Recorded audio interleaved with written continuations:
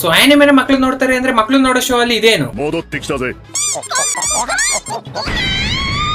ಗಾಬರಿ ಆಗ್ಬಿಡಿ. ಒಂದು ಹುಂಜ ಇಲ್ಲಿ ಅದ್ರ ಐಟಮ್ ಜೊತೆ ಆರಾಮಾಗಿ ಅದ್ರ ಲೈಫ್ ನಡೆಸ್ತಿತ್ತು. ಬಟ್ ಈ ನಾರ್ಮಲ್ ಲೈಫ್ ಅದಕ್ ಬೇಡ. ಯಾಕಂದ್ರೆ ಅವನು ದುನಿಯಾದ ಹೀರೋ, ಅವನೇ ಪ್ರಪಂಚ ಕಾಪಾಡ್ತಿರೋದು ರಾಕ್ಷಸರಿಂದ, ಡಿಮನ್ಸ್ ಇಂದ.